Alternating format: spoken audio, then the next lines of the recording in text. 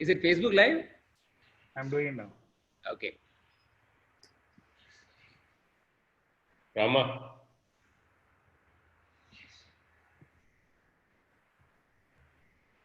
Hi Shivani. Hi Sanket. Hi Rama.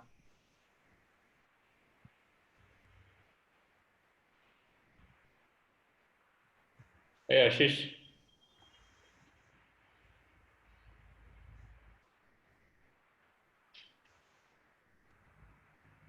Hi Florence. Hi Divya. Balaji. Balaji has made his appearance. Yeah, let me just quickly allow people to talk. Hi. Hi Rama. Hi, Ashish. How are you, boss? I'm fine. How are you, sir? Good, yeah. How are you, Vijay? Hey Ashish, how are you? Good. I'm good, yeah.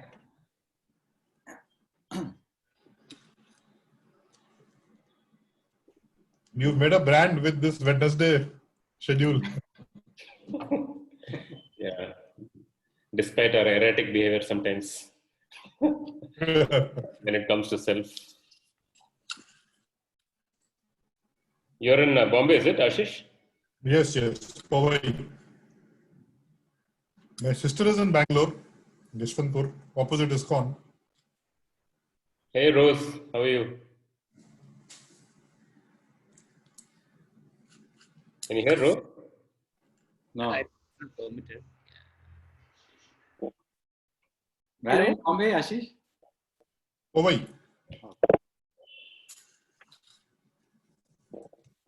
Hi, Shraddha. Hi, Ganesh. Subrata.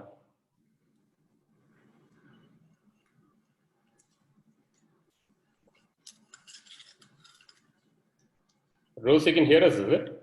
Yes, clearly. Good to see you after a long time, yeah?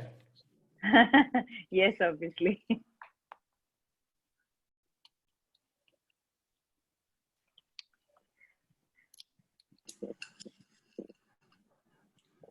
Kitki. Kitki? Kitki is not talking. She is muted. Hi, Mekla. Oh, yeah. Hi, Mekla. How are you? Can you hear me, Mekla? Yes, I can hear you. Yeah. I'm doing good. You're also in Bombay, right? Yes. Right now I've come to Pune for some time, but yeah, based out of Bombay. Okay. Hi, Anu. How are you? Hi Rajesh, how are you? Good, yeah. How are things? Things are good, keeping busy. How about you guys? All Nice well. to see you after many years. Yeah. I see a lot of your beautiful paintings, yeah, that you're busy with. Yeah, one has to find some creative outlet during lockdowns. It gets boring to write press releases all the time. We can wait for a couple of minutes and then start, na? Just in case. Hey Vijay, hi. We haven't spoken much, but just to send you connection pains, just to give you a sense of where this connection comes in from. Okay. And now Nielsen. Sorry? And now Nielsen.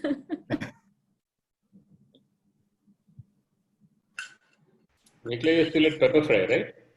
Yeah, so currently I'm on a break. I've taken a sabbatical, looking to join back work soon. Okay. But yeah, Pepperfry is my last organization. Hey, Divya. There are two of you now, Divya.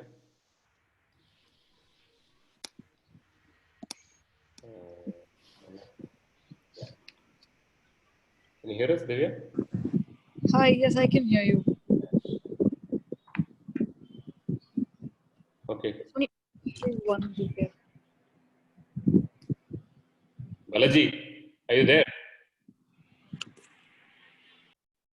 Balaji. on the camera and gone off.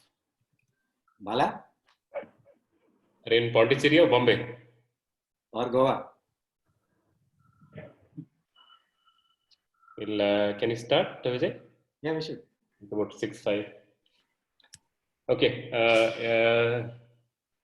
Either you can mute yourself or we can mute you. Whichever way it works. Hi Rama. Yeah, thank you all for coming for this webinar. I mean, again, like with all the previous conversations, the word webinar is not a great name, but this time we thought that unlike the last round of webinars where pretty much one person was holding fort right through on a certain topic, and towards the end we had a question answer kind of a session, we thought we'd change the format a little bit this time around and connect it like a conversation between any two of us. So Vijay and I would be kind of co-hosting this session with Vijay lead and I supporting. And similarly, so the next set of 3 webinars will also have 2 people kind of chatting up. What we'll try and do is, as you're running through the conversations with me posing questions and Vijay answering and so on and so forth, or vice versa at some point in time, we're keeping it organic. We're really not planning it out in that sense. But if you do have any questions, you can kind of post it on the Q&A window. And if I'm able to kind of parallelly process asking Vijay the questions, listening to him, that being the topic of the conversation, and I also look at the Q&A, I will do that. Else, Dilip or Naveen, who are also on the call, will kind of assimilate all the questions, and we can have it towards the closure of the session. That's a broad plan. Yeah. So just to start off, I mean, clearly all of you are kind of related to us in one way or the other, either as friends or colleagues or clients or people who we know through acquaintances and so on. Hi, Madhuri. One of the things that we always, when we kind of reflect on our work, one of the things that kind of strike us the most is the most elusive and the most difficult part of the work of all the things that constitute our work is the idea of listening, which is what I kind of put it as a post as well, that somehow try as hard as we may, we seem to be picking up the nuance of listening, and yet we somehow kind of are struck by the infiniteness of what is possible, 1. 2, by the difficulty in being consistent about it. And both of these are fairly significant challenges. And therefore, the topic of listening, because it's so central, not just to our work, but our lives, was something that we thought we'll have a 1-hour conversation on today. Obviously, it has a certain amount of sharing of experiences because we've done this maybe for a few thousand hours between the 8 or 10 of us from FCOG over the last 15, 20 years at least, as part of our work, where we are forced to kind of be really acutely sensitive. And of course, part of it will also come from the listening or the lack of listening and our experiences from our own personal lives. So that's the broad plan for today. Again, like I told, it's infinite. The possibilities of listening are infinite. The actual reality of it doesn't seem like anywhere close to that mark, and it's highly elusive. But all of us somehow believe that we do listen deeply, and I'm going to pose this question to Vijay, that if you ask people, the average person, do you listen? The obvious answer would be yes. And he or she would also acknowledge that, of course, sometimes you don't listen as well. So what's the big deal about listening, Vijay? If you can reflect upon all your experiences, and I'll kind of bounce in wherever required, naturally as it happens. If you can kind of think through what about listening and what the big deal is, and is it something that is obvious and natural, or is it something that you really need to be aware of? Yeah, I think I'll just, Rajesh only set it up elusive and infinitesimal also. There is a lot of pressure. But just to say that it is just what we are going to talk is from what we have been practicing for the last 15 years. So it's coming from personal experience and pulling out some kind of principles from there. So I think to answer that, I'll just quote Yuval Harari, right? He was saying that language evolved because of gossip. That human beings had to gossip, and gossip obviously is that you have to listen as well as talk. I think we had a very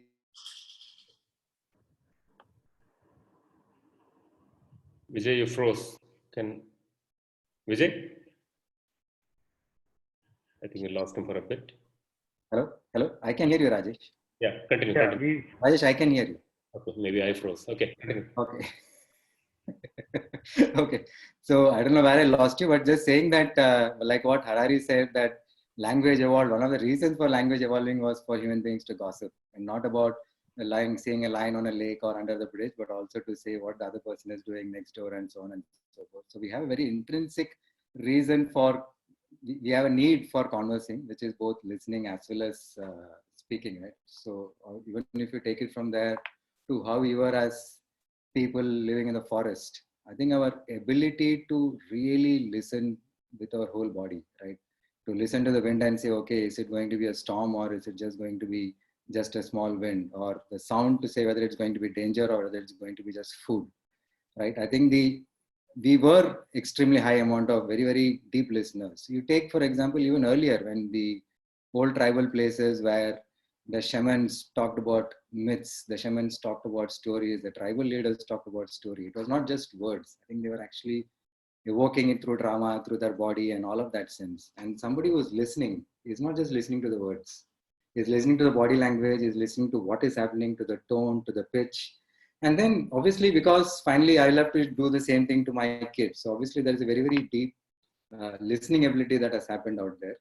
But I think over a period of time, obviously now I think with the amount of distractions that happen, the ability to listen like that and to be alive with your entire body, not just the ears, has completely come down in my sense. And we all are like that. I mean, I was just, as you were thinking about the listening thing, I was also starting to reflect, and I've been reflecting for a while now because about my parents, right?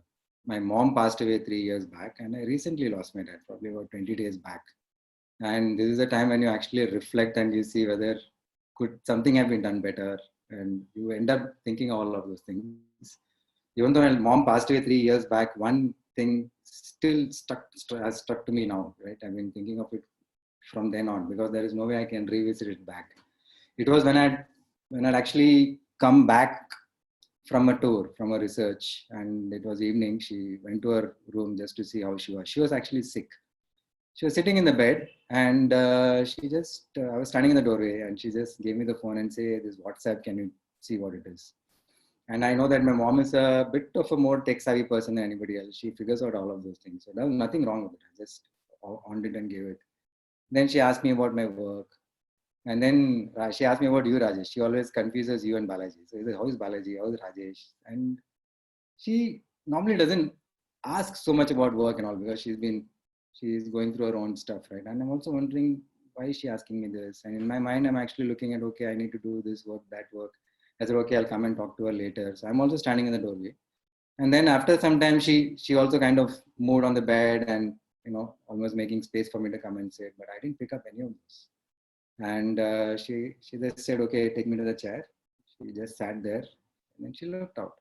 I also went and did my own work.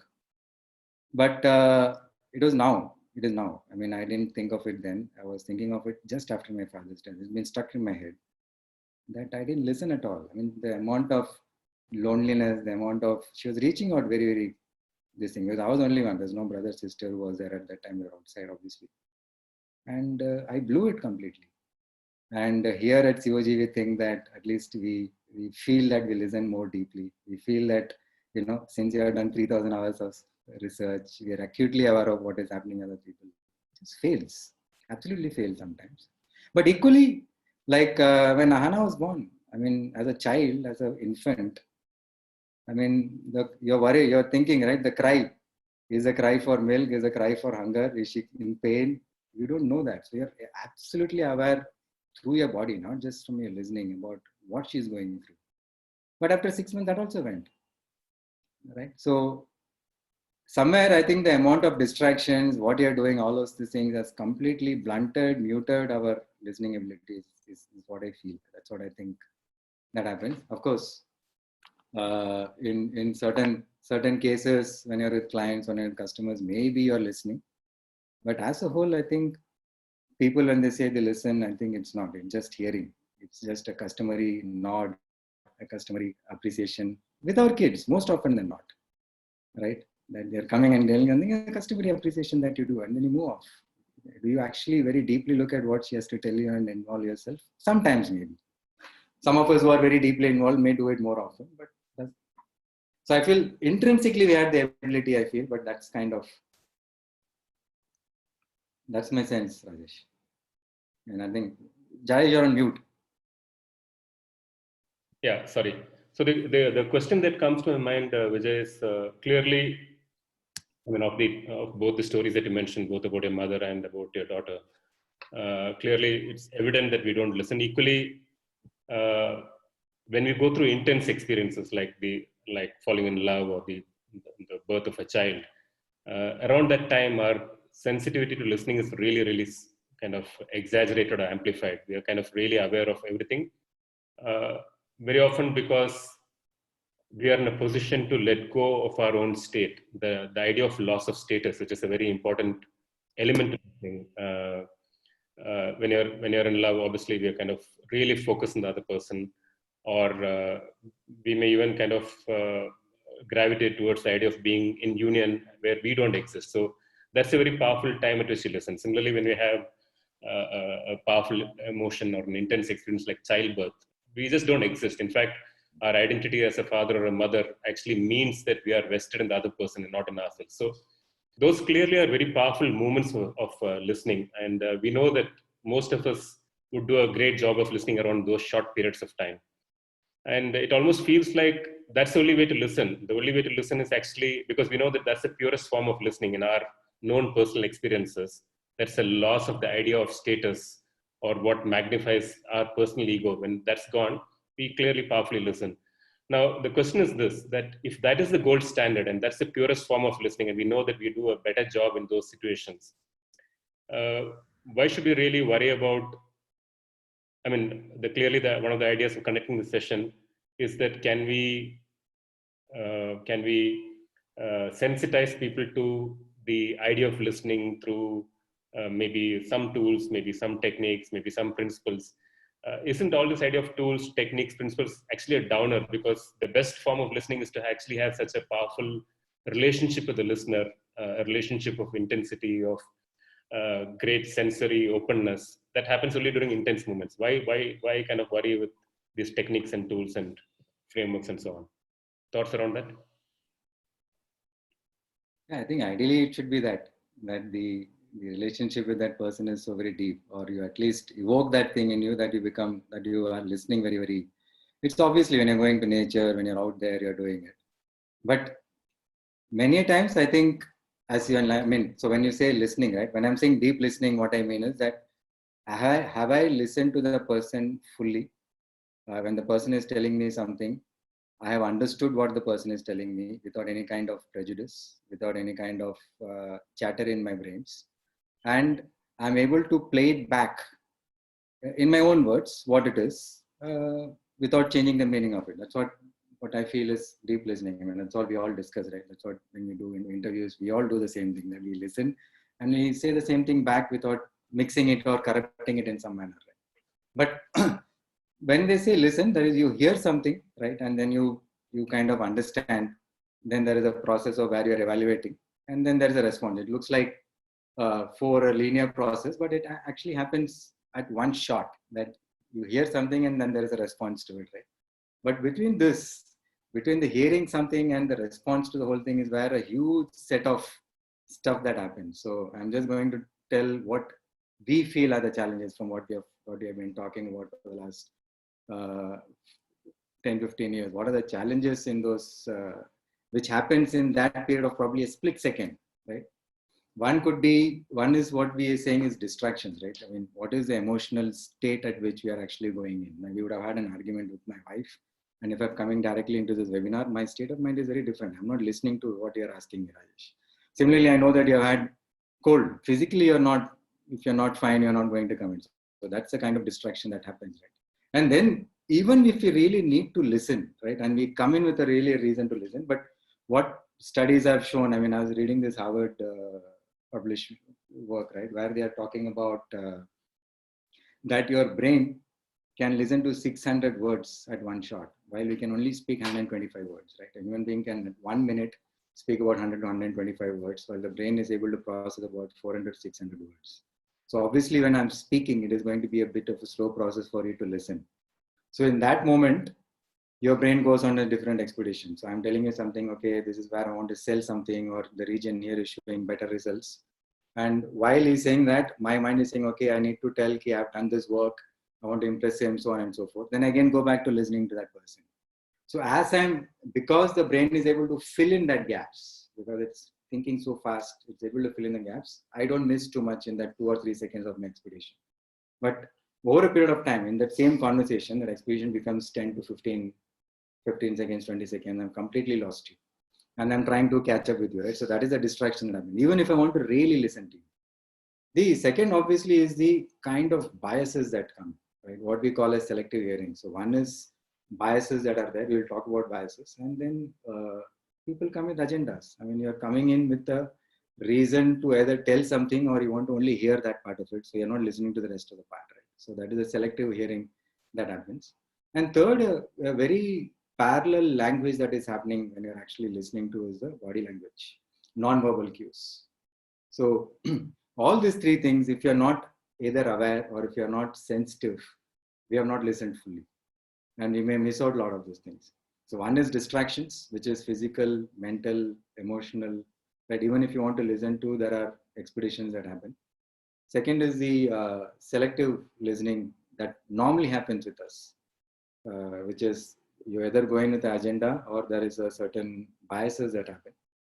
And third is the non-verbal cues, which could be body language, tone, and we miss out many of those things. Even though we may be aware of it, I'm not saying none of us would be aware of all of those things. We may be aware of all of those things, and we are aware of all those things. Still, we don't end up catching all those things to listen deeply. I feel that if we are able to, between us, if we are able to pull out those principles and say, okay, these are the ways in which we can address it, maybe our listening may not go to the heightened extent, but we may be better listeners. And it's like what you said, it's elusive. You can continuously work on it. Like every night when I go back to sleep, and when you run through the conversations, you know on how much of those conversations you have not listened to. You know, okay, I should have listened to that better. Maybe I should have retorted like this. Maybe I should have told that. Maybe I should have thought about it. It happens to all of us in the night when we think about it. Right? We are running through all those conversations. You know, something we have not done. And two things happen. 80 to out of 100 conversations, I'm just giving an example, 80 conversations, you will have these thoughts. That means you have not listened 80% of the time.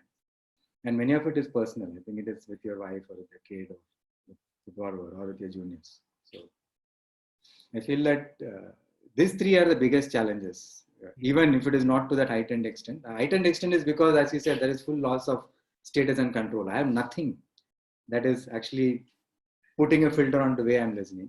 But in the absence of that, you have all these three things, and that's coming like that in that split second.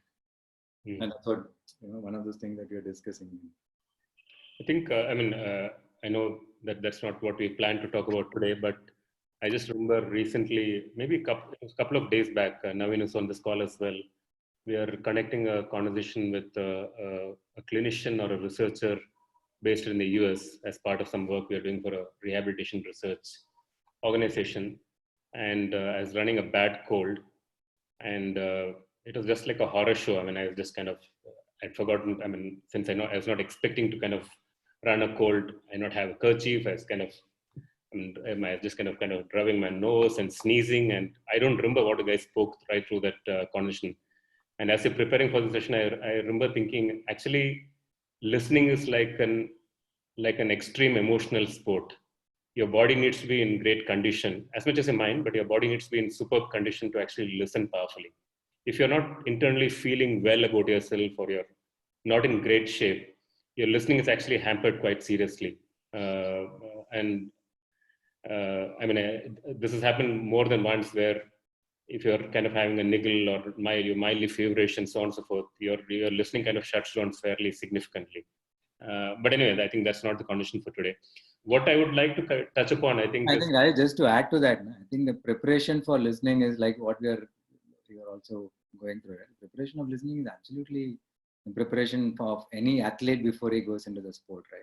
He has to be bodily has to be there. He's envisaging that he is going to really ace it, like as much as you would be envisaging of having a good conversation. You are actually taking a deep breath to take out all the emotions that you have, which could be cluttering your mind and going there. You're sitting in a soft corner, not. So any kind of, I think like what you said, absolutely right. I think the sports and the athlete preparing for his sports is exactly the way listening also has to happen. But I don't know if we do that all the time. No, we don't do it clearly. Even at our end, I think when you do maybe thousands of conversations, it's not like we're physically preparing for the session. We do all the other stuff, which is kind of we prepare on the content, we get thorough with what you need to ask so that we are not grappling for questions and it comes organically. But what at least some of us don't do is to kind of prepare ourselves physically. And I think this that happened a couple of days back, which has happened more than once with me or quite a few times. I know that in all the sessions, my listening would have dropped by like 40, 50, 60%. And I'm hoping that the interview comes to a close. In fact, it gets so bad that at some point I'm thinking, oh, damn, this is not working out. And the guy who's looking at me is looking at me pitiably also after a while. I know it's happened quite a few times. But anyway, let's kind of segue from the distraction, which can be both physical, mental, and emotional, and the idea of listening being an extreme emotional sport equivalent, where the preparation of the body has to be of the same order of magnitude that you would do in case you're an extreme sport. So let's keep that aside. Let's move to the area of selective listening, in which you kind of touched upon 2 points. One is where people have an agenda, and the second is the idea of bias. Now, I thought we'll spend some time on bias because that's what we kind of planned for, because the world of biases and the range of biases are so vast. And I'm sure a lot of it has been captured well in social psychology by thousands of experiments and so on and so forth. But if you can touch upon from our work, the kind of biases that we go through as we run into conversations with customers, with clients, with partners, and so on and so forth. Obviously, in the area of bias, one of the most commonly talked about biases are gender, for example. That's a huge bias that is always a subject of conversation and never really resolved in any true sense of the term. The movements are very, very slow. There is clearly a racial bias, and we know we are going through that conversation currently fairly intensely.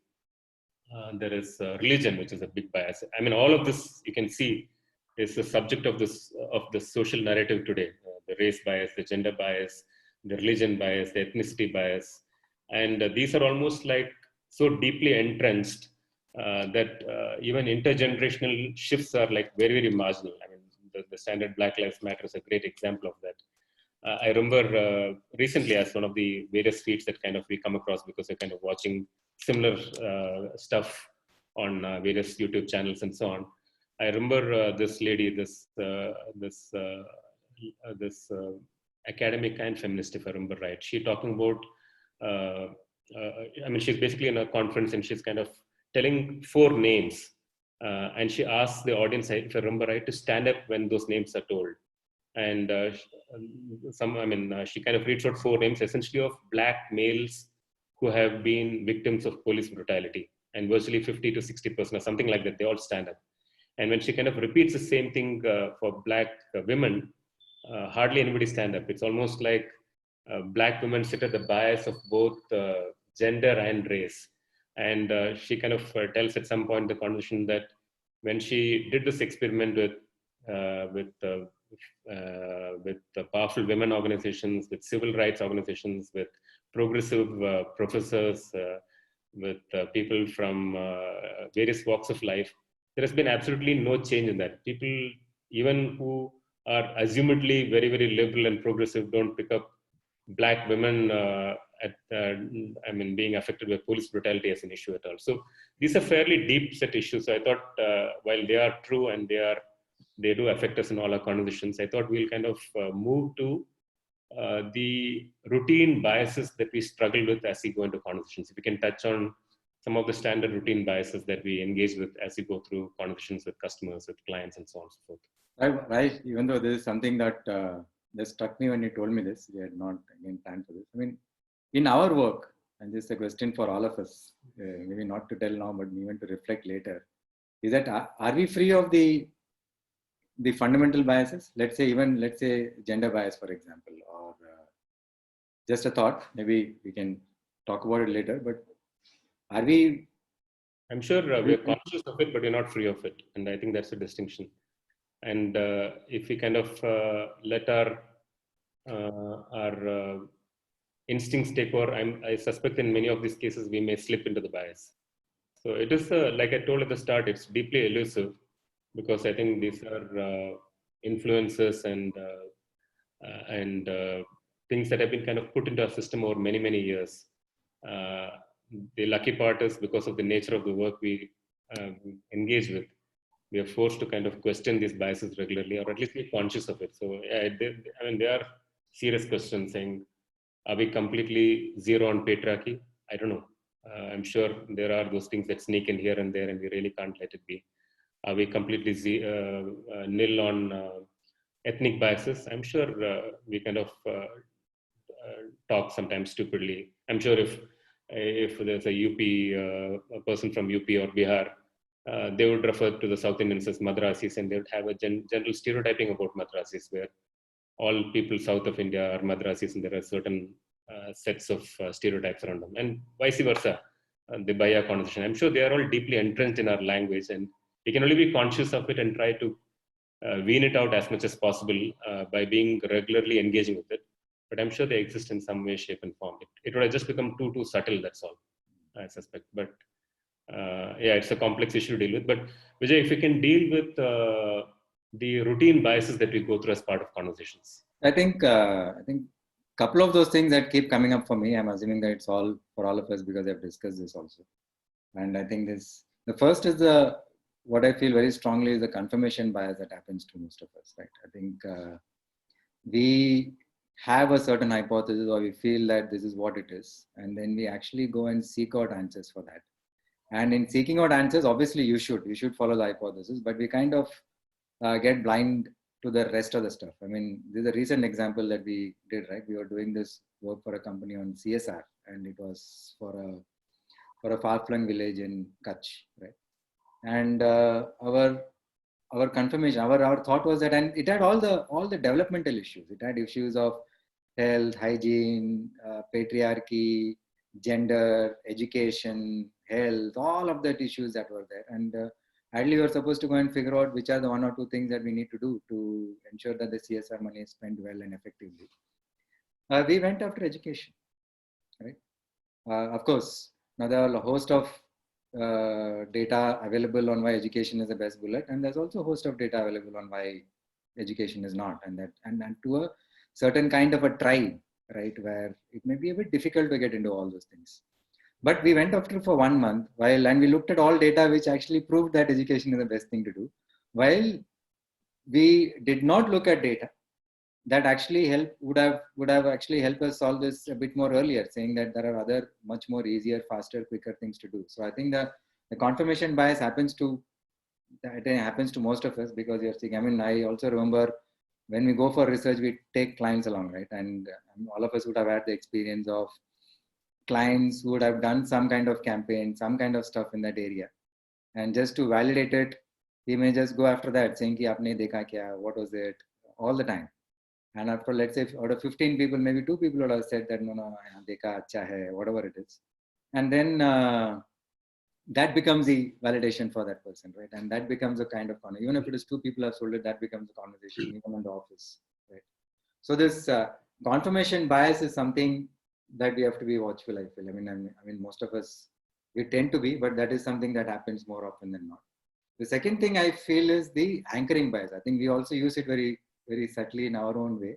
But anchoring bias is essentially that we rely heavily on the initial information that is given to us. Right? So, for example,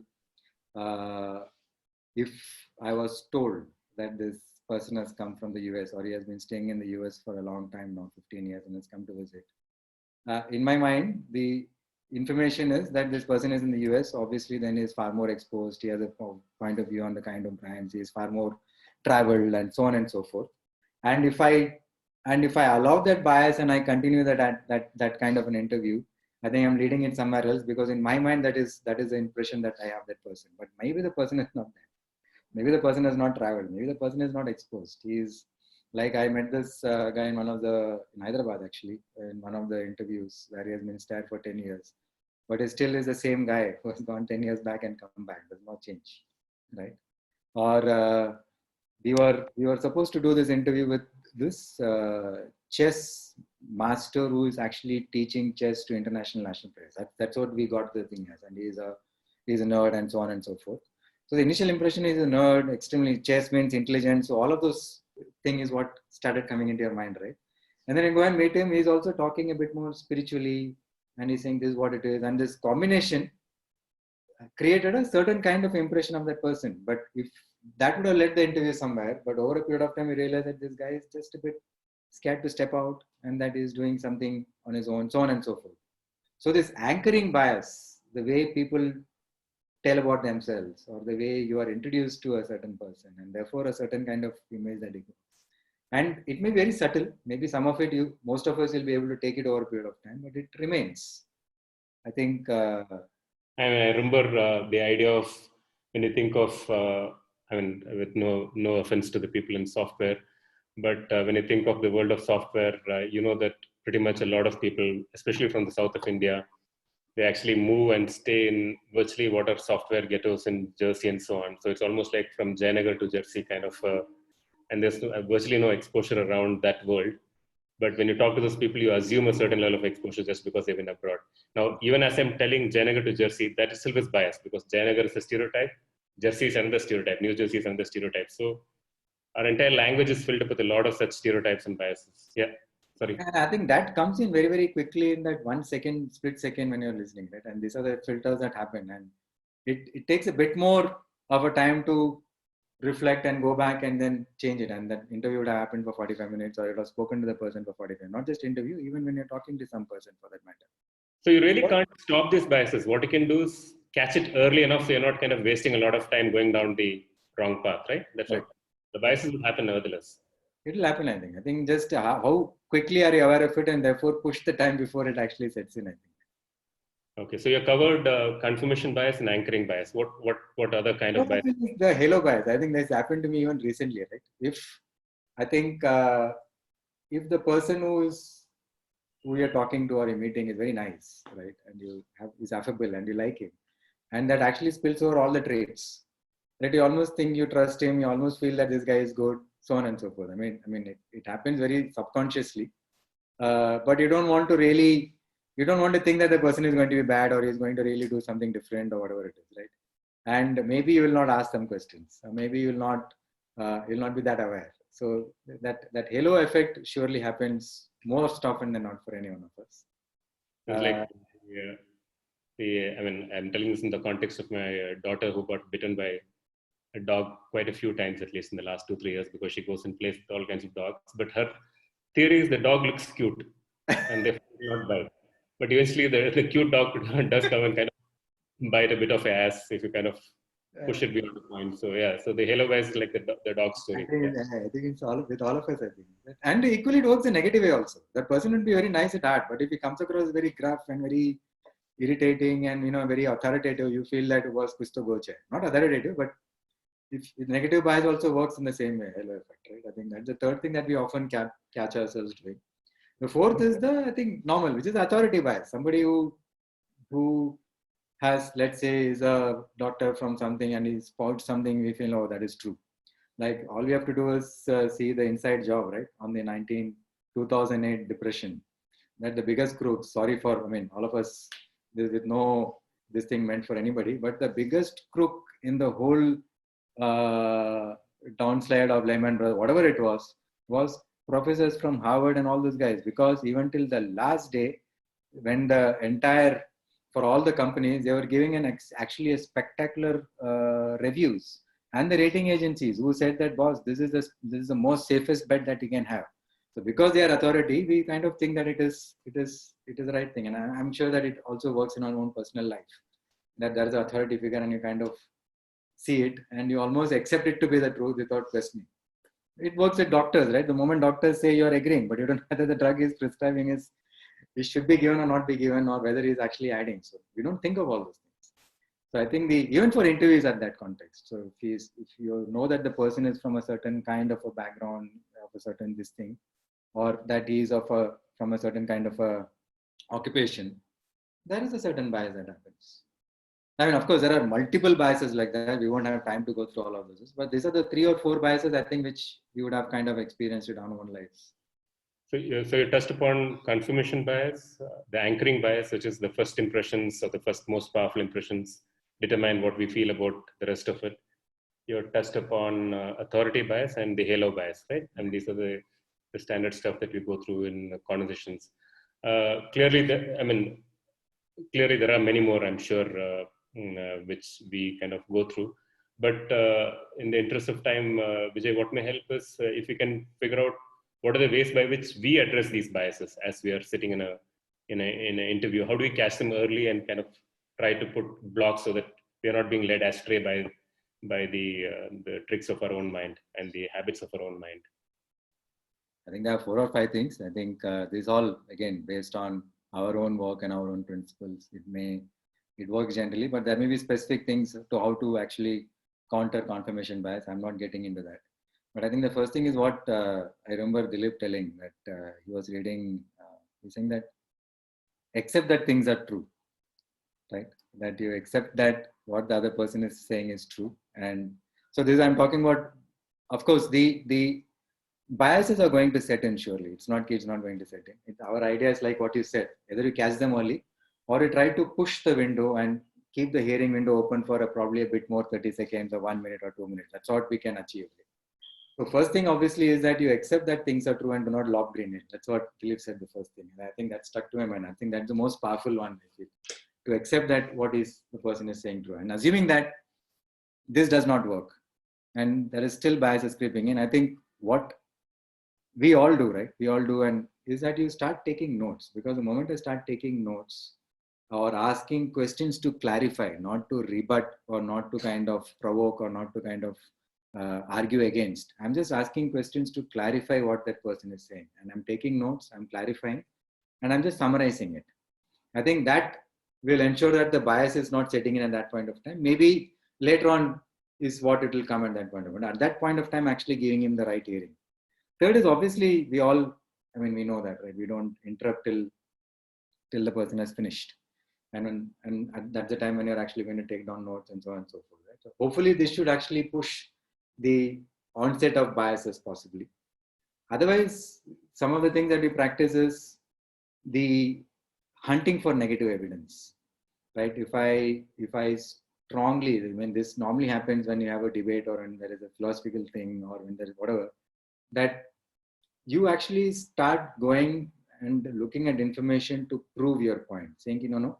So let's take an example. If I take an example that allopathy does not work, I strongly am anti-allopathy, for example. Allopathy does not work. I'm actually going to go and really look at reasons why it is not going to work. But as the other person, like the other side is actually telling that the allopathy is going to work, I just need to look at some evidence to at least for that time support where it has worked in my life or where it has worked somewhere. And for that time, the negative bias will not set in, because I'm replacing my own negativity against allopathy to saying, okay, it has worked in some area. Okay, let me give it a more open hearing. It could be the same as the left versus right argument, right? That is the biggest argument we always have. It could be from a personality point of view. Like the other person, you don't like him because of his either a very, very right-oriented rantings or a very, very left-oriented rantings. I just have to look at somebody who is right-oriented, but who is making a lot of sense and think, okay, there must be some possibility. Or the other way around. So almost hunting for negative evidence to replace what I'm going through at that point of time to ensure that I've really thought through. Let me just challenge you on both of those things. What if I had to tell you that if you're taking notes, it actually disturbs the process of listening? Like if I'm listening to you now and I'm taking notes, doesn't it mess up the process of listening? No, I agree to that. I'm saying that it obviously will mess up the process of listening. I agree to that. But if I don't do that, my thoughts are like what we said in the beginning, right? My thoughts are going to wander. That even it may be for 2-3 seconds or whatever it is. And the moment it starts wandering, it's actually anchoring itself to the other biases. But the act of when I'm taking notes, I'm actually shortening what you're telling me to something that I can understand. This may be in the beginning, but I'm saying as I practice it, I may not want to take notes. In my mind, I'm actually kind of compressing it and talking about it. But it helps to take notes. It helps to clarify. It helps to kind of summarize, because that kind of keeps me in that zone, right? This works very, very powerfully. I mean, at least it works for me when I'm actually hearing some people who are really boring to listen to.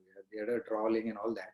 So then you're actually asking very, very specific questions. So you are alive. So I remember this, right? I was with Jesse and we were doing an interview, and that architect was going somewhere and I was just losing it. Then I'm just constantly interrupting to ask questions. Otherwise, I really would not have been able to understand what he was saying. So it works for me. I'm assuming some other folks will use some other way of doing it. Right? So okay. So I mean, the other doubt I have, I know we're running a little short on time, but I mean, how do you really practice negative evidence? I mean, this is like, first of all, listening. Very often you're in strange situations. You're trying to make sense of the guy's conversation. Then you're kind of understanding your bias. Then you're finding a negative evidence for it. I mean, this is like pushing the logic a little. I mean, again, I understand that, but I think it requires some practice. These are all some of the ways by which we have been able to kind of push the biases from coming in at that point of time, right? And immediately is to pounce. But the other way, like what you're saying, is just to allow silence. The moment I pause, right, that pause gives me time to reflect. I'm not immediately jumping in to tell you what I felt. That I'm pausing, I'm reflecting. Maybe I'll not tell those things. Maybe I'm actually reevaluating what I'm going to tell you. Maybe that works. So there are multiple things. I mean, but we can kind of. What other things? I mean, you kind of talked about negative evidence. You talked about maybe taking notes, especially in the early days, till you kind of make it a habit so that you can do it naturally. You talked about allowing the other person to complete the conversation so that you kind of heard him out completely or her out completely before your mind starts to chatter and take over. What other ways by which you kind of avoid biases? So negative evidence, hunting for negative evidence, hunting for negative, replacing the stereotype in your mind, right? Those are the things. What is replacing? If the other person, if the stereotype is of the ranting right or the left wing guy, I'm actually replacing him with someone I know who is a right winger guy, but who makes a lot of sense. I'm kind of hearing him like that, right? So I'm taking out the bias at that point of time. It requires, obviously, it is not like it comes in like that. It requires some practice. But these are all ways, because bias is so ingrained here. I mean, even today when you walk into somebody's house, we are saying he's a Bamda, our own segmentation works in our own mind, right? It's very hard to get out of it. But as long as you're aware, as long as you're able to allow that window for that 1 second or 5 seconds, that itself is a good starting point. I mean, we are saying all this, but we ourselves are guilty of doing so much of those even day in, day out, right? The other thing, Vijay, I'm wondering, like we told about the intense experiences that help us listen powerfully, where we suspend ourselves and lose status and control. I'm wondering if the idea of being rooted in the purpose of that entire discussion, where it doesn't matter who I am and what I think and what I feel, but I'm doing it for some other reason. Whether purpose, the idea of engaging with the purpose of the condition is a very powerful way to kind of take out biases. Is it possible, or is it like too much to kind of ask for?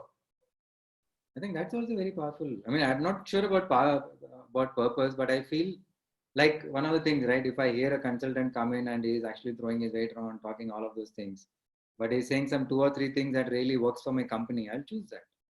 But I should be open enough to choose it, and I should not layer it with what the person is saying and how the person is. Right? I mean, you mistake me. I'm assuming the same goes with the purpose of the conversation, the bigger purpose of the conversation. I'm assuming that also works. But in all of this, like what you're saying, I think it takes time to practice, I feel, to get into that. Okay.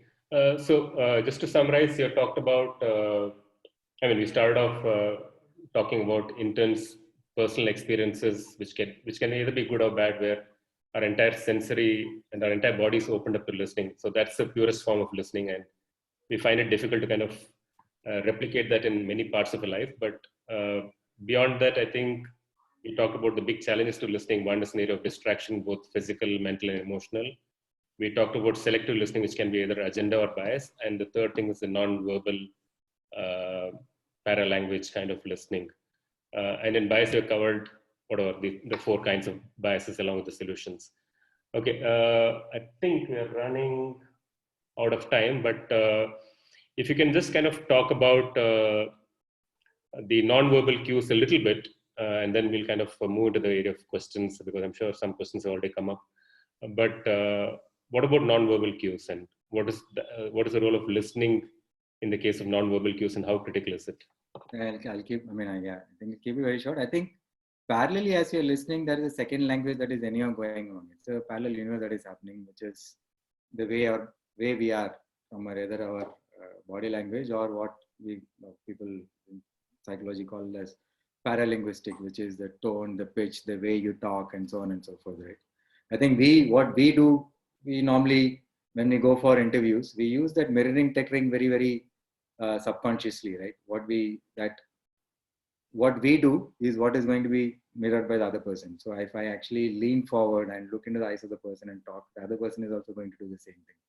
If I'm feeling excited about it, I'm going to transfer the excitement to him. Obviously, he'll also tell the same. If I'm very open about myself, right, and I talk, he's also going to tell the same thing, right? If I sit a bit more attentively, that other person will also sit attentively.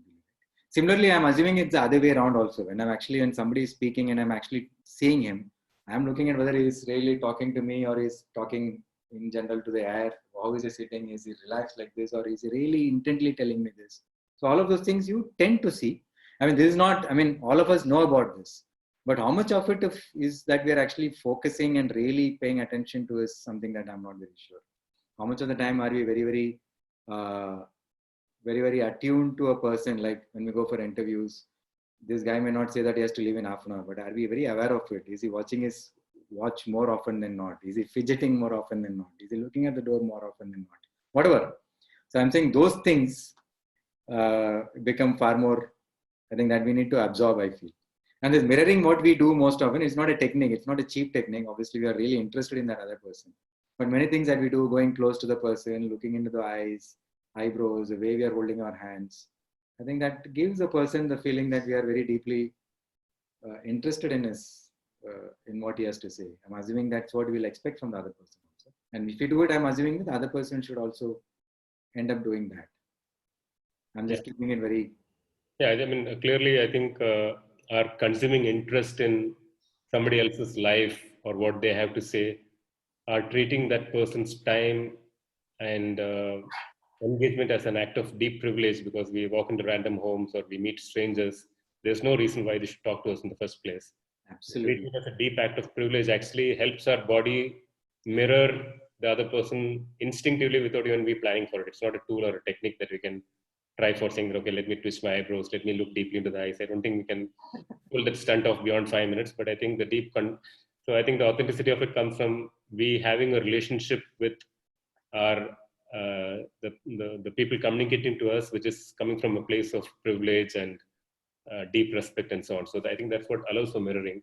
No, like what Naveen said, he said it very powerfully. He said that we are going to a stranger's place. We have just one shot in establishing that connection with the stranger. And in that one shot of establishing the connecting with the stranger has to open up his life for us and tell whatever he has to tell. And this all has to happen in 1 hour or 1.5 hours, right? And so all of this, obviously we can only do it unless and until if you're not really authentically interested. I think it will come through like that. Yeah, we know that. We know that from our personal experiences that somehow time takes a different hue when we listen deeply. It kind of either contracts magically to kind of a fractional second, or it expands magically. So something happens to time when we listen deeply. But I think we'll stop here, because I think, like I mentioned right at the start, it's an infinite world. There is no end to it. Just the world of biases, and I think there's been enough written in social psychology about bias itself, or the act of physically preparing for listening. They're all deep, powerful worlds, and we very often have kind of just scratched the tip of the iceberg. Like there is an out-group homogeneity bias, there is an in-group bias, there is bandwagon effect. I'm sure there are dozens and dozens of them. And what we can now do is kind of move into the world of questions. Dilip, if you can come online or kind of ask out the questions. If the questions are started. If it's not started, I think if people can wait there. Sorry? Can you view the questions? Let me just see. Give me a minute. Yeah, I think. Yeah, then I can see that. I think you can. Yeah. Yeah, I think Balaji is asked something that you kind of briefly touched upon. I think one of the places where listening is most difficult is between cultural left and right. He's asking it more as a reflection than a question. Or do you want to? You asking me to respond? No. So He's asking more as a reflection. Yeah. saying that the places where he finds listening is most difficult. I'm sure all of us find it difficult depending on which side No, of. I think this plays out in my house every day, right? I think my wife is a complete left, and because she's a complete left, I have to take a certain kind of a Balancing stand. balancing stat. So I'll actually be the right, even though I'll be more the left if you take the whole continuum. So this happens, but I think as long as you're listening to, and actually you're actually listening to the truth in that. I mean, how much ever biases that you have. I mean, I when I listen to her, I think sometimes I feel, because again my bias comes in, right? They feel that my bias about my wife comes in, but I feel that if you listen, there is some truth to it. And similarly, I have a friend called Parth, who is a complete anti-left under Modi Bag. And there you have this, he also comes in there. But if you actually listen without any of your biases coming in, I think there is truth there. And then it is your point of view to take which is right or wrong. So I see both me in between, and obviously Parth and Ketki knows each other. They both really fight about the left and right. But it is not personal. That is one. It does not get into the personal stories at all. And they tend to see each other's point over a period of time, because there is a certain trust that gets established. But if you're actually going in with a reason of really saying, ki, boss, no, you're wrong, I'm right, and I'm wrong, you're right, then it's a philosophical debate. And there is no, that's my feeling. And I like the idea of this opposite stereotyping that you talked about, Vijay. I think, Naveen, if you can just come in online, I can't remember the person's name. In the West Wing, the Republican guy, what's his name? I keep forgetting it. What's the context in which you're saying? Arnold?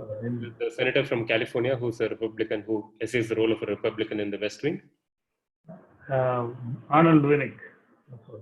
So I think when you kind of look at him, and then your impression of who's a typical Republican would change. So that stereotype helps me kind of rephrase or reframe in my mind a Republican narrative which has been built possibly by a Trump or a Bush before that. So I think the idea of opposite stereotypes actually help.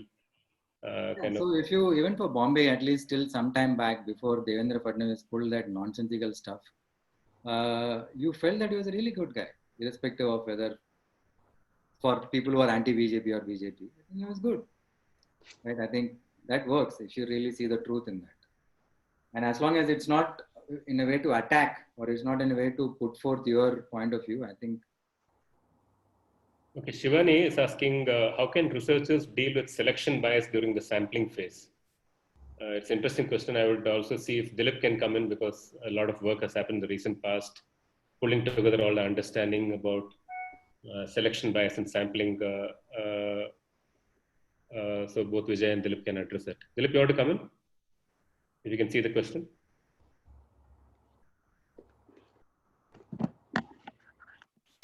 Yeah.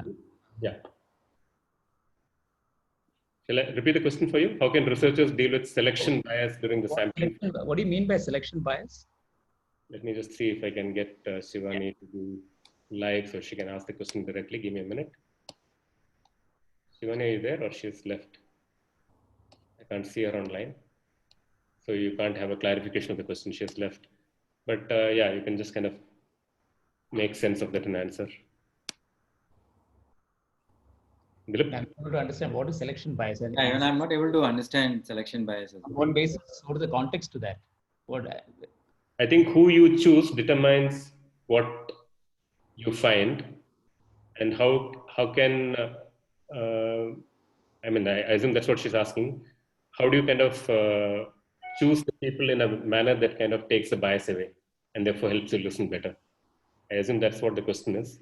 She's not around, so I think we'll have to kind of deal with the ambiguity of the question now, because it's in the area of confirmation bias. I think Vijay has addressed to some extent. I mean, for instance, let's say, I mean, I'm imagining now that you want to understand the strength of the brand, or you want to prove that, this brand is really powerful or good. And then you tend to meet a loyalist, and obviously you'll tend to get, so in any sampling, when it comes to brands and marketing, you tend to take three versions of customers. So one is the loyalist. Obviously, if you have to understand the strengths of the brand, you go to a loyalist. And if you want to understand the chinks in the brand, you will go to the lapser. And then there'll be a whole host of people who will be in between, which are the repertoire customers who tends to give you a balanced version, because they also deal with other competing brands. So you keep this lenses so that you at least are balanced in the sampling part of it. So you avoid those confirmation bias or selection bias. Mm-hmm. Yeah. Vijay, a question from Ashish. Where does segmentation stop and stereotyping begin for us to be more aware of the bias? So stereotyping is what, Ashish? Can you just... Just let me just kind of so which is true. For example, Ashish, specifically in the case of Asian Paints, right? Our segmentation happened. And after that, it has all become stereotyping. That he's a Bermuda, he's a Rangila. Yeah. So what I meant was, once you segment, and then after that you want to fit everything in the segment. Absolutely. That becomes the... That becomes a stereotype. So where is that line, and how should one take care? I think Ashish, one of the things, essentially the idea of stereotyping is that you take narratives that fit an entire world, and you kind of extrapolate it to an individual that you meet in that world. The narrative about that entire world may not be necessarily true of the individual. For example, if you took the idea of nepotism in Bollywood, because Bollywood equals nepotism, anybody who comes from a Bollywood family kind of lineage is ascribed nepotism by implication. So let's assume that's stereotyping. So very often when we are conducting conversations and we kind of go into this house and this guy is from a certain segment, I think 2-3 things that we look out for is what Vijay clearly mentioned during the conversation, which is negative evidence. Like, let's assume that I walked into the house of a new rich person, and that person has got a certain taste which looks a little more loud and so on and so forth. As part of the negative evidence, I would kind of ask questions which are opposite to what he would be expected to do. So as you do that question, then at some point you kind of tell, okay, some of those responses are not necessarily in line with what I believed it to be. So therefore, the version of this thoughtful Rangila equivalent comes in from there. Because you now are starting to see that that person is engaging with purchases, not just from the point of view of pure status or mere paas paisa hai to main le lega kind of a thing. He's also being discriminatory about the way he takes calls. And therefore, by asking those negative evidence-based questions, you then start to reframe your existing idea of that segment or that person who you have met as part of the segment. So negative evidence is clearly one way by which we address not getting sucked into the world of stereotype and kind of being honest to the segmentation process. Thoughts, Vijay? Yeah, correct. I think we start off with that, right? I think even now we catch ourselves doing that, saying that, okay, he looks like a Rangila. And before it used to happen, that once we know this Rangila, then we're actually short-circuiting the entire understanding and moving into some other areas. But I think what has happened is we are also starting to see the emergence. And as long as you're aware of the stereotyping that is happening, you ask those negative evidence questions and you ensure that you have done your due diligence to know that you have not slipped up clearly. So at that time you ask those questions and you know that, okay, this guy looks like a professional old timer and not a blue collar old timer. That this professional old timer is wearing shorts, even though his old timer is running, he has got the best mobile phones, he's completely glued on to work, even though he's 65. We see people like my father who was kind of not got into all those things. So you see this and therefore you kind of recast that stereotype. But the stereotype that becomes a new stereotype then. And then you're actually breaking it over a period of time. But the stereotype also helps us, I feel, because it helps us understand where that person is coming from and therefore able to look at data very, very. Yeah, that's true. I mean, a lot of confirmation bias is right as well.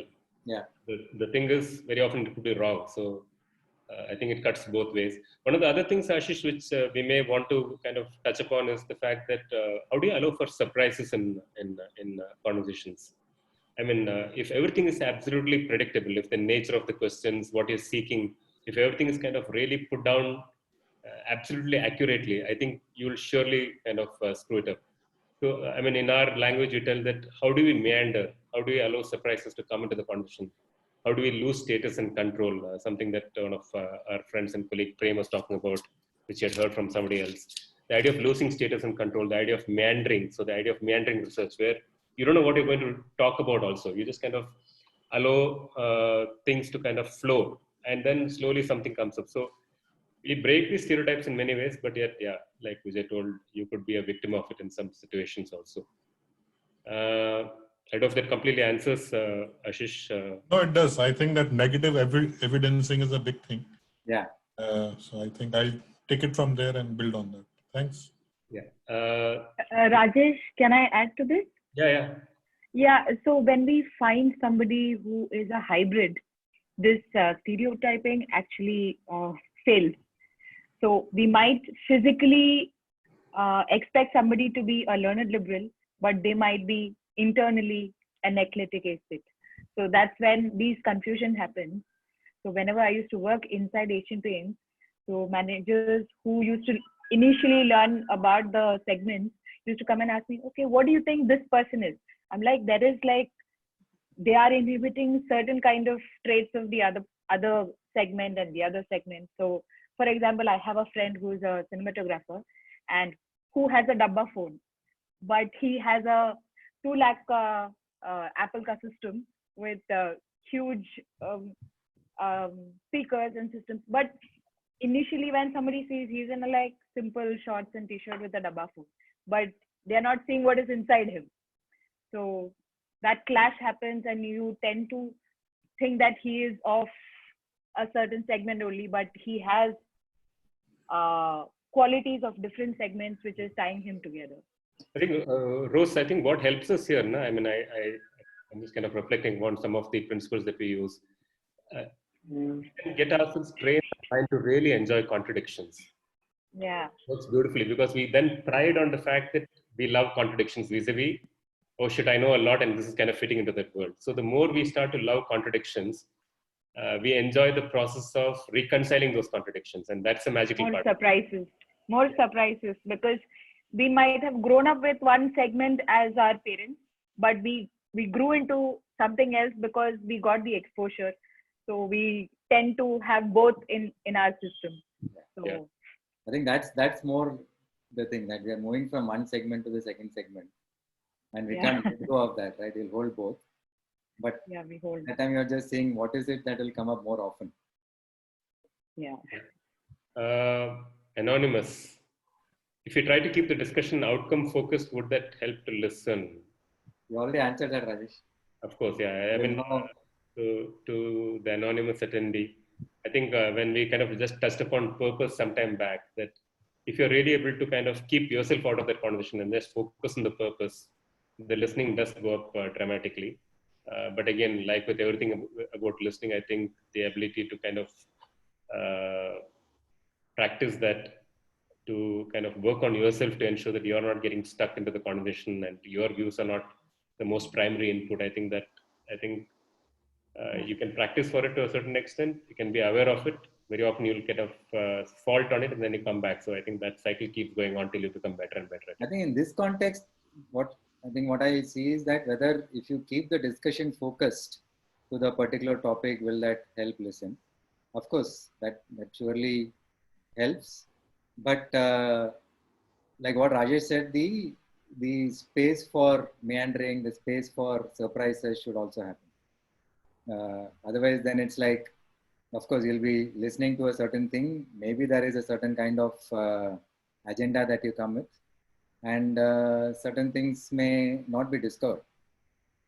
Right? I think that some space for at least 15% of the space for magic, like what Rajesh says, or meandering should happen. And you know, magic is being trademarked by Rajesh. So, Balaji, in a research situation, my mind often moves towards strategy and creative ideas. And for moments, I stop listening completely. I'm not sure if that is necessarily bad. Vijay, you want to touch upon maybe deep versus active listening or something like that? Yeah, I don't think it's just bad or good or whatever, but I feel that at that time, I mean, strategy can come later, but if I'm talking to that person, then of two things. One, if I don't listen to the person completely, then I'm actually violating the whole fact that he is giving me time, that the respect is gone. So obviously it is my duty to, at that point of time, really think about, not think, to just completely listen to that person. That's what I feel. So I'm not saying good or bad, but if it is me, I would rather push the strategy thoughts to a bit later, after the conversation is complete. Then I actually reflect on it and maybe I throw it back at that point of time to the person. But the act of my thoughts wandering is a disrespect to the other person. That's what I feel. I mean, in the sense that that person has given me time, it's almost like I'm violating that. And that pact has to be there. Now, how do I mean, of course, now if that thought is going to the strategy and therefore I am actually building on it and asking that question later, I mean, it's like how you say that listening is a very, very active process. You're telling me something, I'm, to whatever extent I'm assimilating, reflecting and asking a question back, right? But if that is with respect to that conversation, that is fine. But if it is going to go into the future and do something there and which may not have a bearing in the conversation now, that I feel may not be the right time. That's what I feel. So the act of deeply listening without any biases, without any kind of things coming in and just listening to you, getting what you are telling me, I'm assimilating it and therefore asking questions based on that, that works. But if I'm going to take that into something else, which I'll do later, that is not something that. I think, I think that's, I mean, absolutely agree with that, with what Vijay told. I think one of the things we do, Balaji, is, which I'm sure you have done many times along with us as well, is that you never really over prepare for the exact flow of the questions and conversations. There is some part which is organic. The preparation before the conversation is intense. You allow the conversation to take its own shape and form. And because the preparation is intense before, you intuitively know what are the right questions to ask at the right time. So I think to that extent, we are not just listening purely to the conversation from the other side. We are also sometimes inducting some thoughts to which we want answers. But that's like a very, very gentle process. If you overdo it, you'll kind of disrespect, you'll mess up the rhythm of the person talking to you and so on and so forth. So I think Vijay's conversation that you can't jump too much into the future and start to kind of do the solutions. Equally, some questions that will allow you to clarify your thoughts because of the extent of the preparation you do before you actually land up in front of somebody, be it a client or a vendor or a customer. I think that will help you kind of manage the condition in such a way that makes sense to what you want to do eventually in terms of solution. So that those are the couple of thoughts around that. Divya, do you draft a negative evidence question in advance for every segment before beginning interactions? A very beautiful question. Do you draft, Vijay?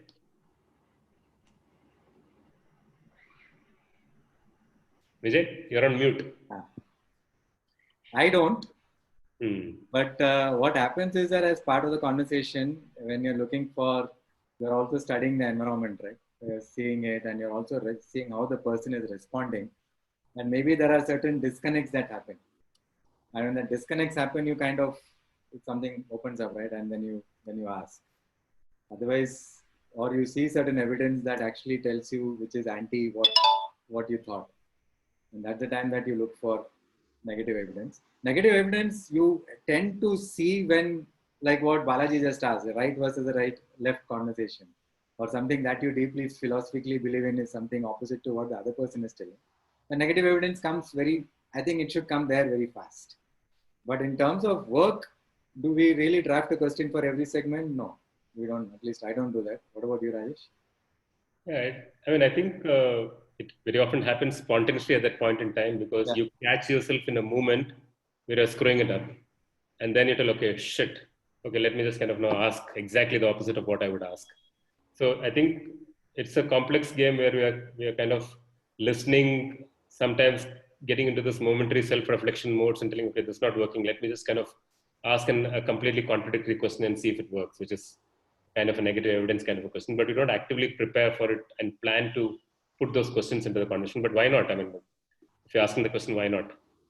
it's a choice that you make, because if you can predict that you already have an existing strong bias, maybe you can go into an interview with prepared negative evidence questions also. So we do it spontaneously. But yeah, Divya, you want to kind of unmute yourself and kind of talk around it in case you feel like it's kind of partially answered or you're still not. No, it sort of answers my question.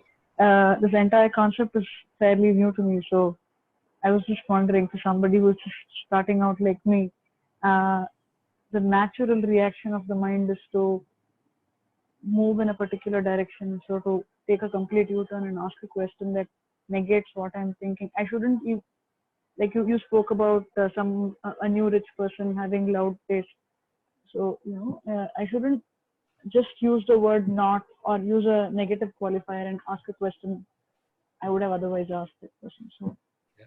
I think what helps us really, I think the things that we feel very proud about internally is when our opinions or beliefs have got reshaped. And we really like to tell stories of that. So we glorify that within our own hearts, saying that I thought of this and I was really screwed. I had no clue. When you glorify that a little more as personal identity elements of us, we are able to kind of go against the grain of what we believe. And therefore, some of the questions would then follow that naturally.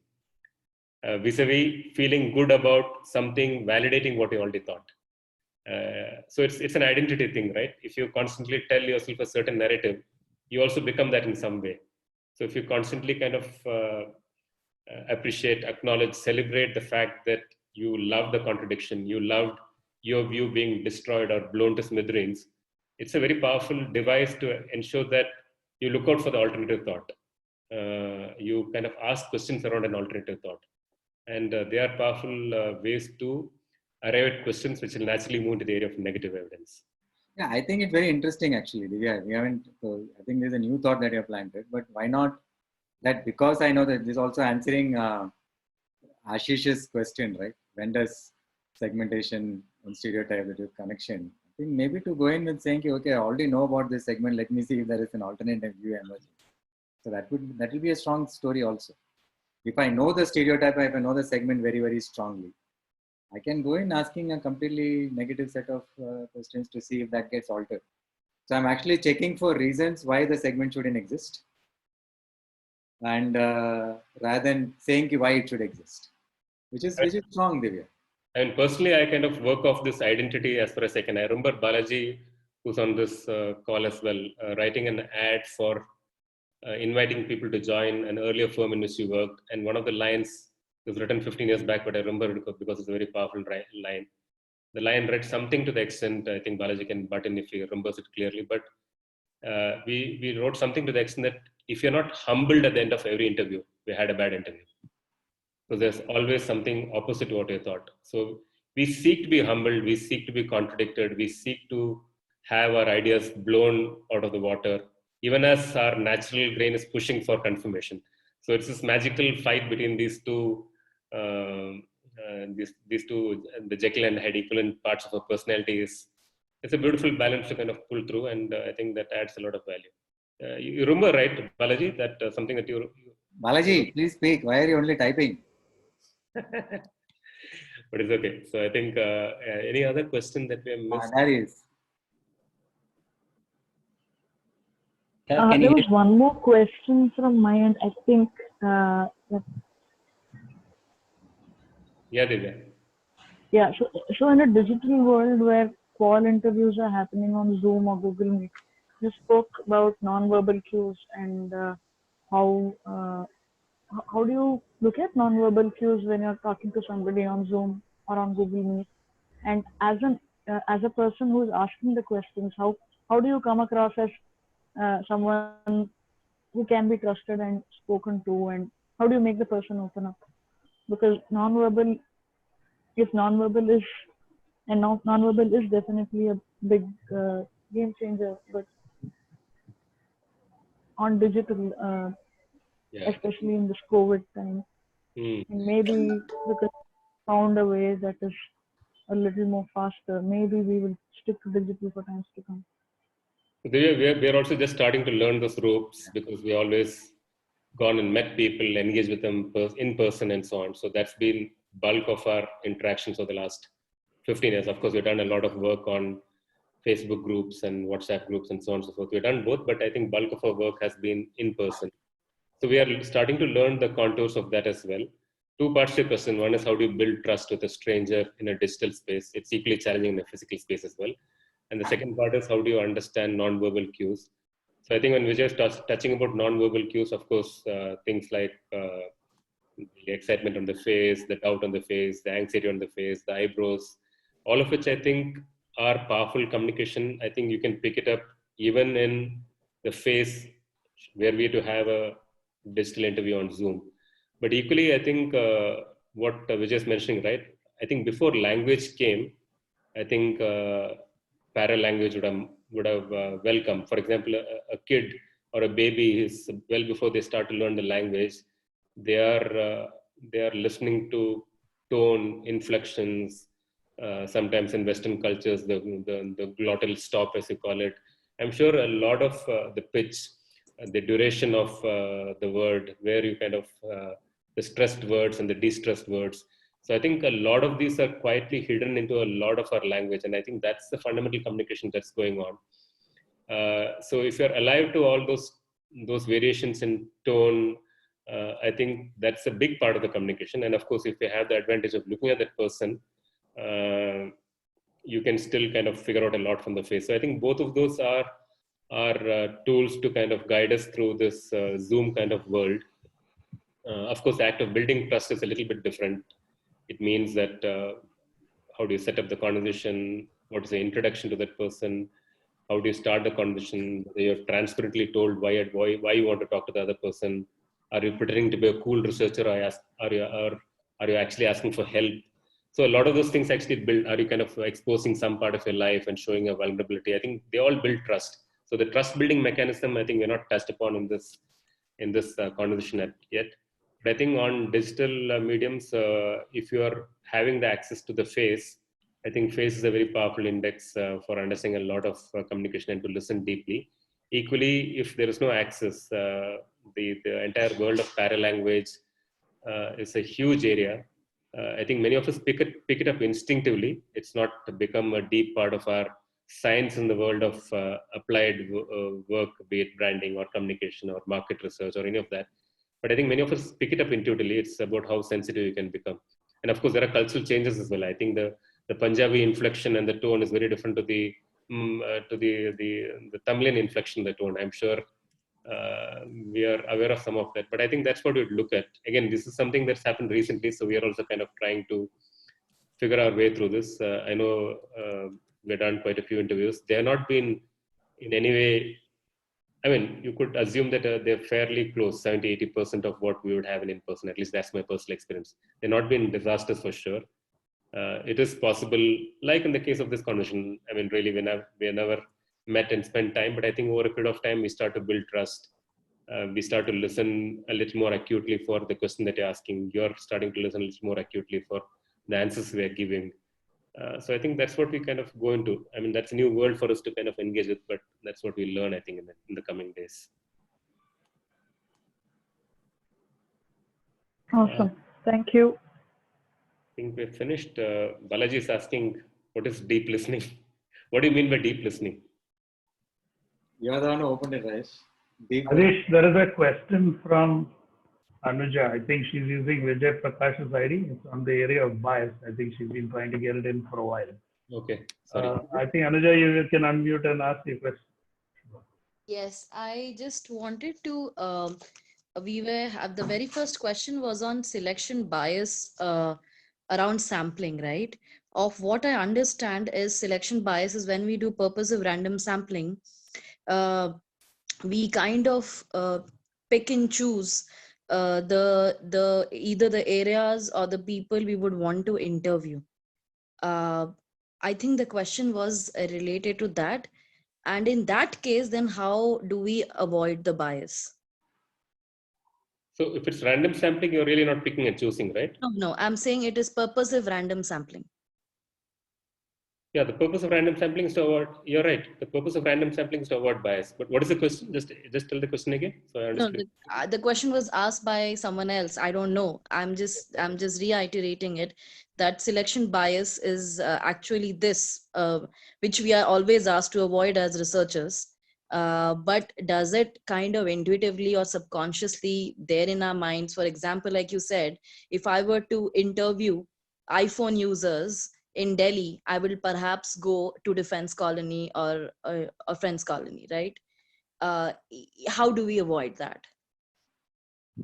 Vijay? No, I think when Dilip talked about loyalists, right, and the loyalists can be anywhere. So will it matter if I pick up a loyalist in a friend's colony versus somewhere else? If I understood your question rightly, Anja. It will. Let's say If that I'm, if I if pick up I'm, a, oh, sorry, go ahead. sorry. Go ahead. So, for example, if I'm picking up, let's say, an 18-year-old boy who uses iPhone and goes to Ryan International School, versus let's say a working first-time jobber from Anand Vihar, for who this is the first major investment. While both of them are iPhone users, I think their motivations and anxieties would be different while when they purchase the particular product. So how do we avoid biases in and more so when we don't know how recruitment is happening, given that now perhaps from now onward we will interview them via Zoom. How do we ensure that there is consistency and we avoid bias as researchers? And for the specific question, I'm just responding is that when we actually sit and figure out the sample composition, right? I mean, one, obviously there is a loyalist layer to it, but I'm assuming that you will also have other ways of looking at the user, right? Is he going to be a student versus a first time buyer who is of a certain nature, or whether it's going to be other way around. So that is one way of looking at it. The other way of, so therefore, I'm assuming that you will get a certain kind of customers which you will want to go and meet at that point of time. Within that, you will be able to figure out some segments, right? You may have segments or you may not. Second, I can go with that zero-based approach like what you're saying, that I want to understand loyalist of iPhones and I'm not actually putting any other layer to it. And therefore, I'm looking at not just defense colony, but I know that typically I go to a different, like let's say I'm just telling, for example, Bombay, right? When we go to Bombay, you typically end up getting people from, let's say, western suburbs. And you know that this does not work. When you're saying, no, we don't want western suburbs, you want to go into some other areas. And therefore, you're able to actually say, no, I'm going to divide Bombay into 5 or 6, like Delhi, and I'm going to pick and choose from each of those places. And if each of those places from a zero-based sampling, where I'm only understanding iPhone users, I'm not even looking at age or demographics or occupation and all of those things. What comes out, comes out. Then it is actually random sampling. As long as I know that I'm not going to only 2 areas and picking and choosing from there, and as long as I know that I have very consciously not put any kind of other layers to it, I'm only looking at loyalists. I'm not going to look at any other nuances of loyalists. Vis-a-vis, let's say, competition users or people in between, like what Dilip said. But as long as I know that I'm not picking people only from 1 or 2 areas, that I'm going to go to some 5, 6 areas which represents that city to a certain extent, I think I should be fine. That's my response. I don't know if I answered that. I think, Anuja, very often the idea of coming to a sample composition is a fairly well thought through process. So there is clearly a brief which is linked to a business objective, which you then at some point convert into a research objective. In line with the research objective, we choose a certain kind of people who we want to meet, who would help us address the research objective. Then very often we go to the CRM databases and see patterns of purchase and see these are the sets of people who I want to study in order to address this problem or opportunity that the brand is facing. And then within those cells that I picked up, I then choose randomly. So let's assume that I'm studying women who are buying jewelry related to workwear. Now, how do I really kind of pick up the sample for this without a selection bias? So one option is that because this brand is fairly large and it's got a certain percentage of the market, at 60-70%, it pretty much is fairly representative of the entire universe. So if I look at the entire CRM database and analyze their purchases and know the profiles of the various users by age, demographics, geographical location, and so on and so forth, from that set of data, you then pick up the 3 or 4 segments most likely amenable to addressing the research objective, which can then help address the overall business story. So I think you choose it through that process. The issue of quantity research is a little different, which Vijay kind of addressed in zero base. How do you randomize and so on? No, like, yes, like in quantitative, we do a right hand method or the electoral poll that is straightforward. I think the biasness comes in when we are into qual.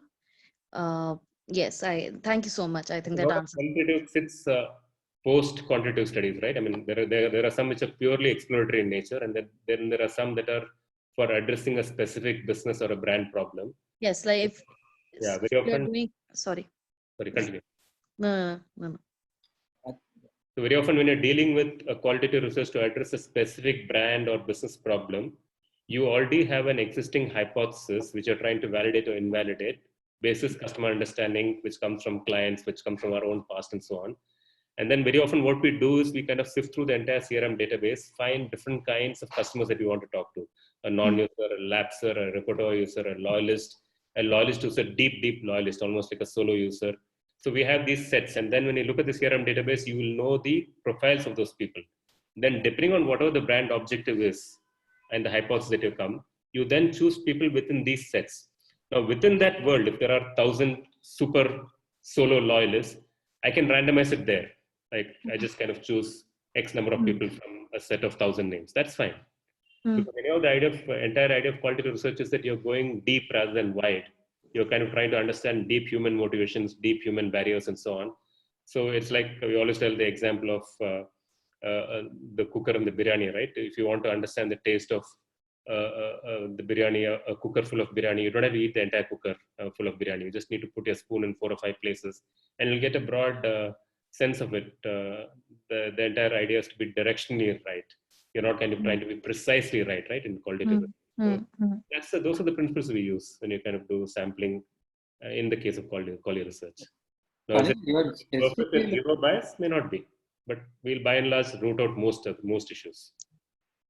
No, so specifically, Anuja, in the qualitative perspective, you're saying that why am I going towards defense followers? Is that what? See, sorry, again, reiterating, this question was asked by someone else. Yeah, It actually made me think, because I understand what does a selection bias mean, because this was the very first thing that we were asked not to do. Like as a researcher, like you said, if you are going to interview SECC Bihari housewives, I had to do a background research on what they wear. I dressed up similarly and watched the serials that they watch. So these are certain things that you pick up. But now, things that I learned from this session, it is a very valid question that sometimes we have this in back of our mind. Okay, I want to recruit someone who's very passionate about camera and about the lenses and knows really well the technology behind it, but uses a dabba phone. So in that case, am I then going to go and stand in front of a place like an NSD, or let's say like the Nukkad Gali, Nukkad Natak department of DU? I'm just giving you a random example. And there, how do I avoid such biases? But I think you have answered my question. It will be a combination of both, where you do a CRM, where you perhaps go through drill down into the quantity part, and then come up with certain characteristic traits that make you sample the biryani altogether.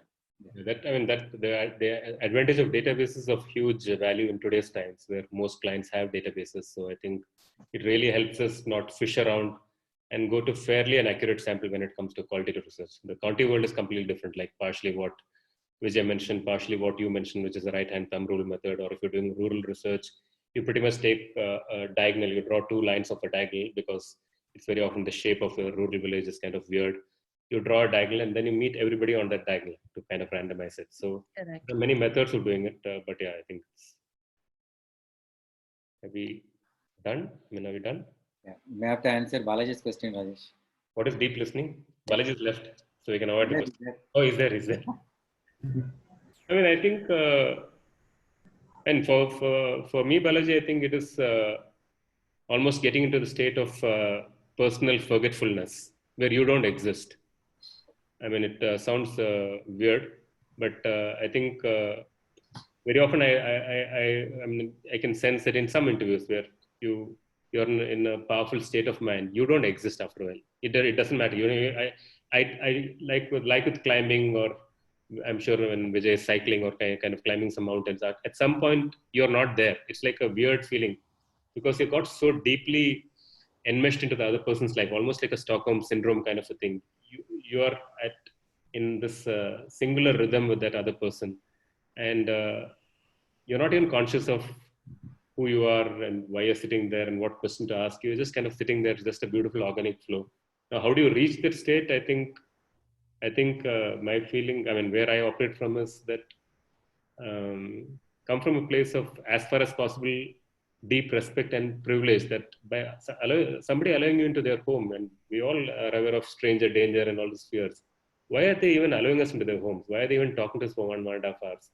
The moment I start to respect that person really, really deeply, and I'm constantly doing this act of killing my biases and kind of enjoying the contradictions. At some point, 15, 20 minutes into the conversation, they tell something which is powerful, which is emotional. It's around that time that I kind of snap and become a part of the other world. Then I don't know what has happened. It's like the questions are all on auto mode. My understanding of what that person is telling is all on auto mode. At some point, it almost becomes like a play. You can do anything. You can talk anything and it works. You can ask any question and it works. So I think you kind of prepare your heart to kind of accept that person's time as privilege, that person's inputs as privilege, to look for the humanity of that person really, really deeply, to see the goodness of the person very, very deeply. I think when you do all of that, and our work in the area of live script really allows it. If it had gone into the category conversation, we would have found it really, really difficult to do that.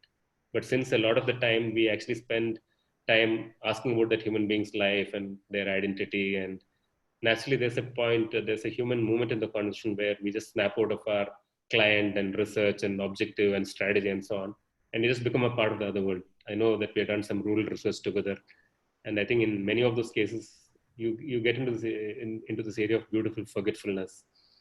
And from there, I think that deep listening starts, where you're not even aware that you're listening, you're just listening. And when you come back, you feel like elevated and powerful and so on.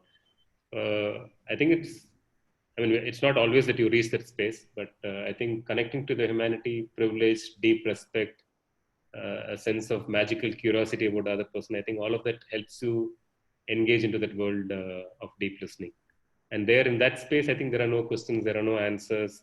It's just a beautiful dance. Things naturally take their own shape and flow. Suddenly in the conversation, you can tell, let's go for a walk around the house, and it works.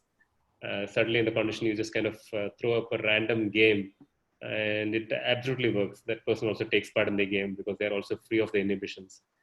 So I think it's a very powerful state whenever we reach that. But I think these are some things that work, which is these 3 or 4 things that I just mentioned. Privilege is a very powerful thing for me, at least. I just tell, I mean, this is like a 2-hour art movie. There's no reason for this person to kind of expose their entire story to us, some very, very deep things. Why are they even doing it? And the moment I kind of look at that person through that lens, I think a lot of depth to the listening happens. I don't know if that answers your question, but that's a personal experience of what I feel puts us in a space of deep listening. No, that's beautiful. I was actually, I mean, like what Vijay spoke about earlier about active and deep listening. That was quite interesting, because I was thinking that when you're doing actually an interview conversation, then you actually shift between these modes. There are modes when you're just listening and you're like holding the reins very lightly in the conversation and letting the other person lead it more than you. There are other times when you may be asking very specific things where you're actively checking out things and so on. So I think there is a shift between these 2 modes that happen. Yeah. I think in my experience, Balaji, I think most of the time we are doing active listening. I I think that Me- deep listening is when you lose, like what Rajesh said, now there is this loss of time. You just go in and after it's 2 hours, you don't even realize it and you're out, right? And then 2 hours, so समझ में नहीं आता कि क्या हुआ है उसमें. But, and you wouldn't even ask too many questions. I think in that you would have probably asked about, मेरे को ऐसा लगता है, in from whatever experience, few experience I've had, not so much. How could I ask? Because my understanding of like what I was thinking of as deep listening was not just to what the person is saying, like the person is saying something, but I'm not just listening to that, but I'm also listening to what that person is feeling, and what is what are they like, what are they needing, or what are their drives in that moment, or why they are saying that. So I'm just not in touch with only the words the person is saying, but I'm in touch with the depth of what that person is experiencing. Yeah. Mostly observing. Sorry. Mostly observing. So many a times when we ask questions, our questions might be very biased, as you said. But if we just see or just look at what they're doing, observing, they tend to do what they want. Or when they are looking through a tool or a book, they will only look through things and pause at things which they really wanted to see. So then we will see what they actually are interested in. So that observation of just physically sitting there and just observing what they're doing is sometimes more productive than asking them. That right question won't come to us because we wouldn't know what to ask them. We might think that is the right question, but we might find out more things by just observing. Yeah, I think that the idea of it's called clean language. In fact, there's a beautiful book on this idea of clean language, where your questions are so open that it doesn't hold an element of bias even in the words or in the way you ask it. And of course, the tone is very important. The tone by which you ask the question can also kind of determine it. So first principle in our work is don't ask too many questions. If you're asking too many questions, it's a failed interview, where it feels like an investigation rather than an understanding and exploration. So the first principle is don't ask questions, just use prompts. Aimed at me. Just use prompts, use silences, use oh, is it? And you kind of have very, very short acknowledgements to kind of prod the conversation along on its way. So the first principle is we don't ask questions, or we ask as few questions as possible. That's a more realistic version of it. The other thing is to kind of have the nature of questions which are clean in its language, which is not kind of colored by biases, or which kind of close-end it, or which allude it in a certain direction and so on. I think, yeah, it's a mix of both of those things that help listen. But Balaji, I was just thinking about what you said, that maybe you alternate between deep and active, which may be true. Right? Because when you're actually listening, you're listening to the body, the whole thing, what is not being said, the tone, inflection, and all of that. And there is an active phase where you're actually asking or clarifying certain things. So I think it's both happens, I feel. But I feel that like what Rajesh said, maybe Rajesh have had more experience of this deeper listening. But for me, I think it's very, very, time just stops. I think it's just 2 hours, you just ask some questions, you come back, and the rich amount of data that happens. Yeah. Should we close? Yeah, I think we'll close. Yeah, Divya is asking something. Raised her hands. I understand building trust is not a part of this conversation for today, but will there be a session on how you can build trust on the online space when you try and interview strangers? Suggestion from, just a suggestion, if we could. We can do that. We can kind of plan for a session. Like I told, I mean, even this is just a fraction of the various things that we had to deal with as part of listening. Like bias itself, we are kind of referring to, there are infinite number of biases that we all go through. Similarly, I think Vijay being a person who's into extreme physical sports and yoga and so on, I think the preparation of the body, I'm sure he'll be able to reflect on it deeply. The preparation of the body to listen deeply may be something that all of us need to kind of spend time on. I'm sure if you screw around with it when you're climbing at 18,000 feet, all you can do is drop down somewhere into some gorge or valley. So I think, I think I think we'll try and hold one more session maybe after a few weeks to kind of take the listening discussion forward. I think it would be a good idea to just hold it on trust. It may be a nice. Yeah. I think it's a huge thing for us, because very often when you land up in unknown people's homes, we have just that 5-minute window at the start. So everything starting from the way we talk to what we talk to, how we introduce ourselves to the conversation that has happened before we land up there, to the way we come across, our face, all of that are actually powerful trust building tools, which we, of course, having got screwed many times over, we have learned it over many such progressions, and I think it may be good to glean out some of these principles to have a chat around. So we'll try and fix that for an alternative session. Thank you. Thank you. Thank you very much. But thanks a lot for all your time, and thank you guys. Thanks, Vijay. Bye. Bye.